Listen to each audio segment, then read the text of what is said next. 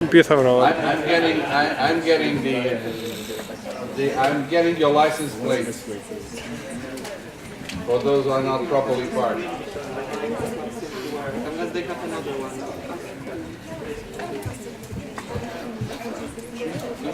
Can you call Alex? They need to present, so I'm going to take these guys on, but they need to present immediately. Okay, so we are moving onto the next step, and the next step is, do we have projects? I mean, for you in the member states, and for you in the industrial stakeholders, are there opportunities in which type of projects did we cover? You had a small sample of it, but now we will have the INEA, and the officers in INEA, they are part of the team Motorists of the Sea, so the ones that will support you. So it's important for you to meet them, each and every one of them. You will meet them once or twice, hopefully not in the evening, it means you're going to be arrested. So, so they will be there, and Sophia, she will start with the presentation. Sophia, go for it. So good afternoon. I'm going to just give you some figures in relation to what we have been financing up to now in terms of environment. I'm going to give you some figures that they do concern both what we have been doing under TEN-T and what we are doing under CEF. So, I can do it. So actually under the TEN-T we had financed 20 projects of a total cost of 655 million euros that they had in EU grant of 175 euros. Out of those 20 projects, 12 involved LNG, and so you see there are the investments as well, that we have almost 120 million of grants. 7 actions had scrubbers, concerned scrubbers. I'm saying that because you're probably going to see the difference under CEF. And we had the investments of 46 million of grants, and 1 action that concerned methanol. Those had a total, I'm sorry, you can't see the total there. This is a map in which you can see a little bit in red, in blue, you can see the projects that we have financed under MoS, whereas these are all projects related to environment that have been financed by INEA also under the 4th priority or the inland waterways, because you can see, for example, the master plan on LNG for inland waterways. This is all the areas that were covered under TEN-T. On the other side of scrubbers, you can see here in which link the ships that have been financed are operating. Under CEF, we had also, in the first call of CEF 2014, we had financed another 20 projects related to environmental sustainability, and with almost 470 million euros total costs and 173 million of EU contribution. We have financed 6 actions in relation to LNG, related to LNG, with a total cost of total grants of 73 million euros and 12 actions on scrubbers. So you can see here that there was the FTS was very happy. I think I mentioned already. A lot, and also not only the FTS, because we have also fin lines, and we also had Brittany Ferries that they were also benefiting from our support in scrubbers, among others. And we had also we had 2 actions related to environment, which one is on electric vessels, which is very relevant to the presentation we had just before the coffee break, and one because now we have also to verify if indeed all the ships comply with the restrictions in the SECA area. So we do finance an action for the SECA compliance rules. Here you have all the projects that they are related to environment and sustainable shipping under CEF. You know that these are the ones related to LNG. In that area, in those projects, we also include the twin port, though actually the the action is not financing LNG, but there is a vessel on LNG involved in this action, so we consider it as a general involvement under LNG actions. But we had the big projects like the game for MoS that was presented to you earlier today, the Poseidon Med that was presented to you earlier, and the real LNG. And of course, the scrubbers related that I mentioned before, all the projects that are related to scrubbers operating in different links, and also giving support to the ports, either for sludge treatment or for better operations in the port side. That was, in terms of figures, what we have been doing. We also would like to say that we have a call which has just closed, so we'll have we are now proceeding with the evaluation on the new actions under CEF call 2015. And of course, as already mentioned before, we cannot finance everything, so we need to prioritize. And there are other instruments that they can also assist in this area. We have also the FSI, and we also have funds that can be available from EIB and to support especially the shipping sector. Thank you very much. Thank you. Can we have just the team, the team for MoS? Can you guys step in there? I don't know who is from the team here. For your information, those who don't know me, I'm Jarek Kotowski, I'm a senior project manager in EMEA. We work on the MoS program in a team, which those who are present can show up. Please come. So it's an opportunity for the beneficiaries to see who they interfere with. And this is real. If we are you not are a beneficiary, those are called digitalized. Angels of death.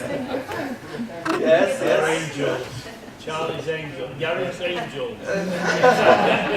Where the money go? In fact, when we started, MoS was a small part of the whole program in the agency, and now MoS is getting bigger and bigger. On top to all those figures which Sophia was very precisely referring to, we will have 130 million spent extra within this call. Then hopefully Brian will secure a lot of money when the detailed implementation plan is adopted. So it's in the interest of all the beneficiaries. And MoS is getting simply great. Huh? So Sophia, I know. Then we have Michaela working mostly on LNG projects. Then we have Maria working a lot of scrubbers. Then we have Elena, who does also some scrubbers links projects, but also she's our desk for Finnish projects. Swedish projects. And then last but not least, Antonius is working on wider benefit actions for the time being, and also on projects in Finland. And I am a humble facilitator of the process, and I have to be So when you see these guys at night, run away from them. Now you can throw potatoes. No, they are great. Just one thing, I mean, we have a fourfold subscription. And just one word of advice, because Brian was very much not happy with this, neither was I. We had almost no requests. We had 280 million available, 150 million of which was on the cohesion fund. And we don't even, well, we have like 3 or 4 million requests under the cohesion fund, which means that we have a super oversubscription in the normal funds, and people are not using the money that was dedicated for them, with much pity of the Port of Copper. I think I know what I'm saying, because they could get just the works at 85%. But unfortunately, most of the funds went just for railways alone, and that this creates a problem in the sense that, of course, they come and compete in the general budget. So everybody loses. This is not a win-win solution. So we are trying not to have any more cohesion fund, at least close to this, because at least we will have normal funding, and ports will be able to get the funding. So, but in any case, I mean, we will have at the end of this, I'm convinced, slightly more than 100 projects. So Brian is a 100 project workman. You know, it's actually rather more than 1 billion and around 3 billion investment. So that's the current value of motorways. That's a lot of money. So this is done. If I can now call the consortia, that is, these people are the workers, you know. You have the Snow White, which is me, and the 7 dwarfs, which is them. So somebody has to work, somebody has to be under the limelight. So what can you do? It's fate. It's fate. So this is the consortium. So this consortium is going to help us preparing the detailed implementation plan. They will be with us throughout every and each forum. They will prepare the papers together with you. They will be your contact persons, the people to really to shoot at. So if they don't know, Not us. not us. We are the good guys. We are the Snow Whites. Let me stay close to you. No, you go away. So they will introduce themselves, but basically Alex Pico is the consortium coordinator with Circle, so it's really a circle. He is the first, and then the two ladies in the left. Then we have ADS inside. They have been active in maritime policy and project management in Brussels. I will not say for because they are very young, so for a couple of weeks. And last but not least, we have the Institute for Shipping and Logistics of Bremen, that in spite of this gentleman, it's a well-known and reputed institution. So, and with whom we are very much counting to have informed papers on data concerning shipping and concerning ports, not the data that the port administration supply, but the data that a big company like ISL has access to, and they will be milling all the types of data available in the market, plus Eurostat, and hopefully we'll educate our own base contact. It's a difficult thing to educate because it's a local one. So there they are. They will be your contacts, your sweetheart. Thanks a lot for a very kind introduction. Good afternoon, ladies and gentlemen. So Jose has already introduced a little bit the team. What I would like to do is really in a couple of minutes to explain you a little bit what we are doing, because you are really part of this detailed implementation plan. But this forum and the 3 fora we are going to have are only a part of what we are doing. Mainly, all the work that is related to leading to the detailed implementation plan is based on 2 strands. One is the 3 fora.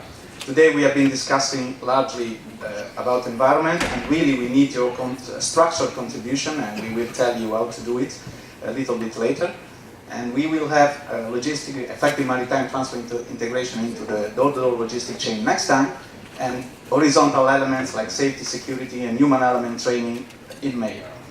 But this is very important because this part will contribute to part of the detailed implementation plan that Mr. Six is going to present in June in the Parliament. But the second part is somehow equally important, and it is exactly based on the big amount of data, knowledge that we will generate from data, that the database of ISL we have, that will be covering all the 440, something like that, ports, core and comprehensive ones.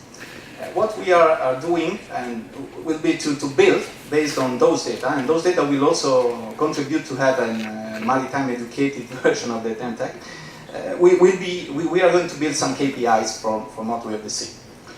I've been asked by many people here around, what about the connection with the corridors? Because of course, the maritime dimension is strictly connected to the 9 core network corridors. In this respect, the corridors started a long time ago to develop their own work plan. We are starting now, but what is very clear that we are developing a number of KPIs that we will obviously we will validate with you that are the motorway of the C KPIs, but this will be strongly linked and coherent and harmonized with the KPIs that the corridors have already been delivered. Otherwise, it will lead to something that is not really manageable. So this is for sure. We are in strict contact with all the teams that are working in the 9 core network corridors, and even with the other horizontal priority being TMS. So this will be used. But there is a little bit difference because we are not going to use those KPIs to select any projects. That's quite important because the dimension of motorway of the sea is not a line, it's not a corridor, it's not a clear point-to-point dimension, but it's a multi-point-to-point dimension. So we are not going to use this, and the Commission is not going to use this to select projects, but to assess development priorities. That it's a different approach. We have been starting a couple of months ago. At the first month, you have received, or you have there a little piece of paper in which it is described what we have already done in terms of injection reports. So that's now we are really kicking off everything that is around content, meaning the fora on one side and data and KPIs on the other side. But again, I leave to Aida and Olga if they want to add something. But what is important is that as we need really the feedback. You are the important actors because you are the stakeholders of the field. And we are quite happy because as a consultant, I say, to support Brian and the Commission, and we are quite happy that even in a small, really small time, short time, we will be able to have a number of people here. Huh? And I was really being there to write it down, all your contributions, because really I was impressed by the huge content we have already. Huh? So thank you so much. And one last thing before I leave to Aida and Olga if they want to add something. In terms of communication, this forum, as the others, are registered and will be available online. Motorway of the Sea has already one portal about that. It is called onthemosway.eu, and so there you will find the registration and you will have all the materials available in a couple of days, beginning of next week, more or less. So, Aida, you want to just add something concerning your role? Thank you, Alexio. Good afternoon, everybody. And I'm sure that at one point or another, I've said hello to all of you directly, so I don't think that I need to say very much more right now, except that perhaps the role of ADS Insight is also to make sure that we leave no stone uncovered and that we make sure that all the relevant stakeholders are consulted and that we gather your input in such a way that it can actually be used by Brian Simpson when we get to the point of putting it all on paper in the detailed implementation plan. So your opinion matters. I know that sounds terribly commercial, but it really does. And we're really hoping that we get a very good and strong connection to you through the MoS fora, this is the first one that we're kicking off with today.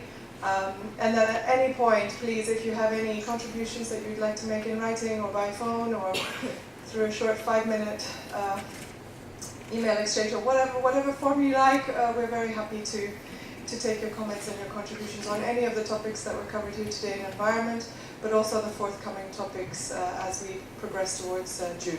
So thank you all very much for being here, for being so lively, for being such great participants. There will be a report coming out from this conference, and thereafter, of course, bilateral discussions and dialogue with you so that we can progress with the discussion paper for which the Zero Vision tool together with other thought leaders, Ocean Finance and Mr. Klaas Berglund from Stena have also started the process to come out with a proper discussion paper around the environment and how MoS can look at the environmental priorities going forward. So that's all from me. Thank you. Okay, actually, I've left the room already 10 minutes before, so I'm very short.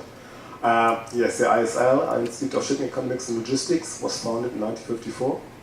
We are a research and consultancy institute based in Bremen, dealing with economical and ICT issues on shipping, ports and hinterland. I'm one of two deputy directors, and I guess Alex, you said already, our main focus here is the development of KPIs, the definitions, the structuring and provision of the data and parameters that we need for defining the KPIs. Yeah, and also, as you said, we of course will ensure that we have a strong link with the KPIs already defined in the 9 other CNCs. I hope you noticed that he has a power because we keep him milling data in the basement. In the fridge. So, okay, so. One thing, very last thing, we need your contribution by the 28th of March. We are going to send out by email a reminder. Okay, so just after this. Don't forget that the rib cage will be there. You'll be providing supplementary information, and we'll have a referee group because none of us alone masters the whole trade.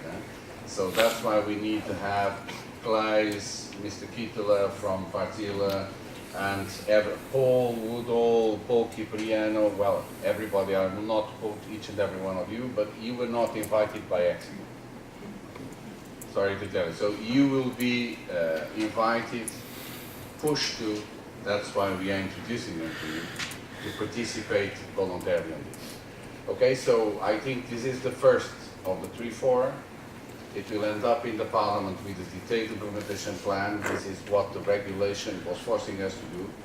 Whenever we will present this detailed implementation plan, Brian would have brought us exactly, well, to comply with the regulation, that's the first thing, and defining a very large consensus on the priorities that need to be developed in the maritime, be it under 2020 research, or motors of the sea development, or any other sort of development framework. So we need to focus rather than unfocus. So that is a little bit what it is, what lies ahead, and why it is so important that you participate and provide us with all your information. Just before I put it to Brian, again, we'll afterwards be leaving to the Parliament so that you don't forget. I would just have to tell you, well, thank you very much for allowing me to surf in the motors of the sea waters until the 31st of March. From the 1st of April, my wife will take command. She will be the Commodore. I don't want to be appointed captain of that ship lying in the Aral Sea, you know, the one there's no water around. So that's the threat. So I'll retire. After 42 years of work, so I paid my social part of it. And I'm 65, I know, I don't look like 65. That was like 18, I know. Yeah, I made 3 facelifts, I better be sure of that, you know, because I paid for it. So, anyway, thank you very much. It has been a pleasure to work with you. Maritime has been my passion, my career. The fault is in my family's, my mother's family, because my great-great-grandfather was a ship owner and a captain. And my grandfather took me on a ship when I was 7, and I was wide, the eyes were just bulging. I went to Madeira and survived, so that's why I like peripheral regions. So, in any case, it was a pleasure working with you. I started working in the maritime field. I worked in the private sector, the public sector, IMO, public administration, the likes of it, the university. And I was pleased to work with very many people. And when I saw that I had seen everything, I did. I had Brian Simpson. And then, if one was not enough, I had Lord Prescott. So, really, thank you very much for all the support, for putting up with me and support. You gave me a lot of fun. I had a lot of fun, and I'm planning to have a lot of fun still in the future. So I'm not planning to go to RLC and stay there. Okay, so see you around, and thank you very much.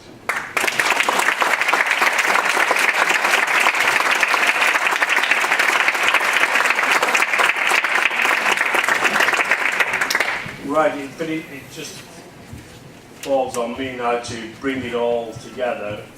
Clearly, we will miss Jose, if only for his humour and his guiding hand, which is a guiding hand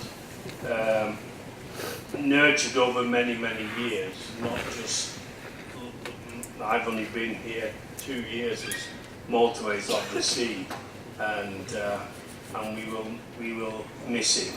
But well, we have a new officer, which I think some of you may have seen. But Jose's not going away. He's going to hopefully help us along until we get to June and convince his wife. I convinced his wife by getting him a cap that said Captain, and I have my wife's permission to say so, which I gave him last time.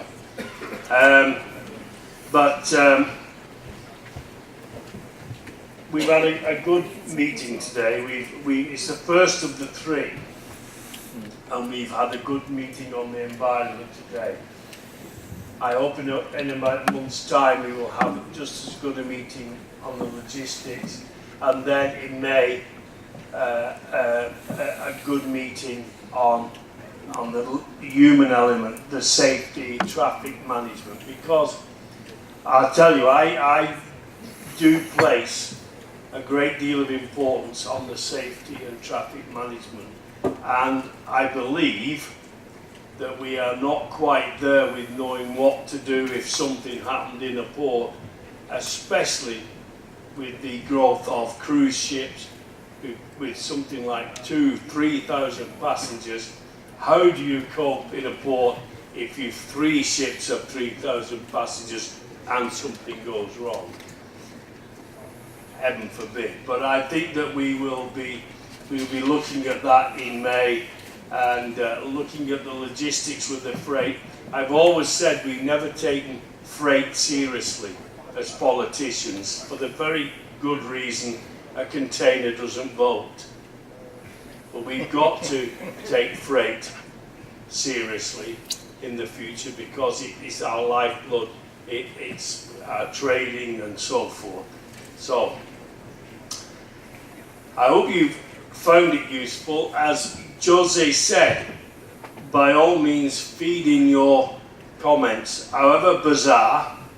You know, I've seen some bizarre comments in 40 years in politics, so believe you me, I've seen it all. Feed them into the consortia, and they will try and sort it out so that I'd be able to go to the Parliament in June with our detailed implementation plan. And then the next step is to fulfill that detailed implementation plan and help me to carry it out. So thank you for coming. And now I'll finish with a little something that is quite true. You may think it's a bit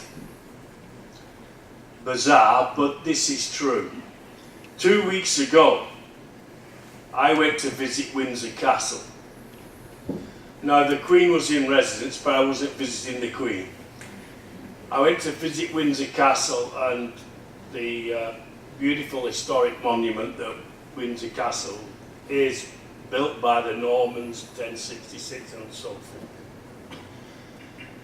And I don't know whether you know Windsor Castle, but it's right on Heathrow's flight path. And the aeroplanes are coming in there every 90 seconds, wheels down. You can virtually wave to the pilot. And I said to one of the guides in their uniforms, I said, this is an absolute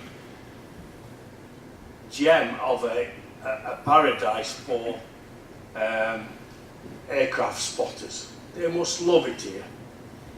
She said, yes, I suppose it is very good for aircraft spotters. She said, what worries me is that we get asked questions, particularly by the Americans, wanting to know why we built a castle so close to the airport.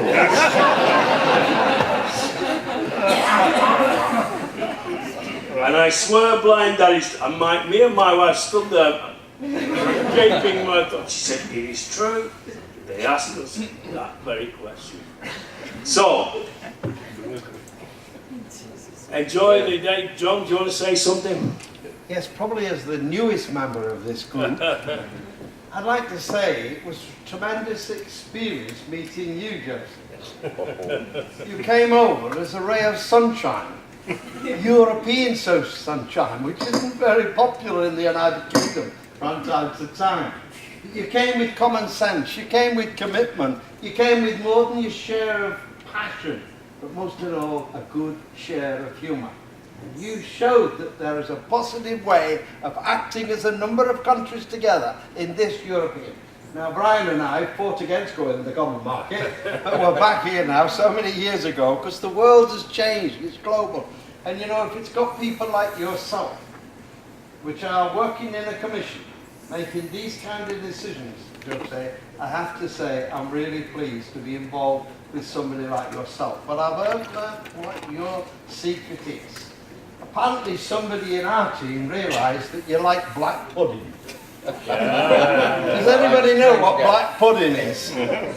Well, apparently he's all for it.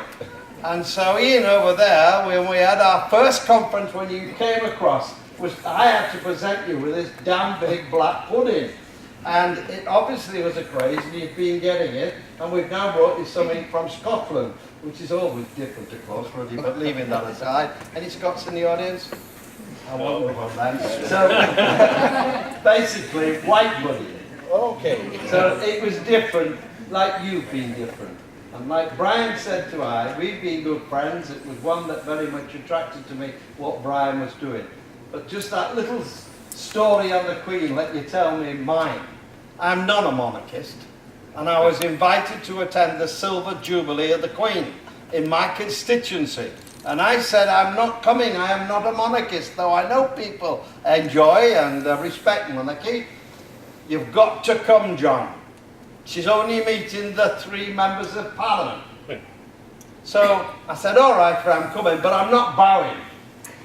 And they said, think about it. I said, no, I'm not. I'm not bowing. So the Queen got out of the car, the wife who is a monarchist. I've been practicing a curtsy all the time. She came down, did the curtsy, and she came to me. Now, anybody have seen our Queen? She's very small. Very small. I was surprised. And she came to me and she shook hands, and I stood up and shook hands. She said, oh, I said, pardon? So it is about that essence of compromising. You might have a view, but it doesn't necessarily carry out as you think it will. You see, you've been superb. You've given us a little of incentive in our area of the Humber. I've been trying to think of more than just the port. You've come along, you've shown what can happen, you've shown what you've done, and we're grateful for what you did, and I'm very pleased to have been here with you at this conference. Thank you very much.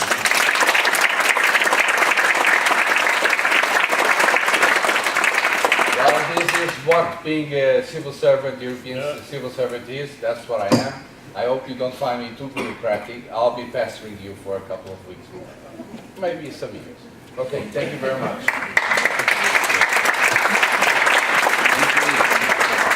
What are we going to do, Federico, without you?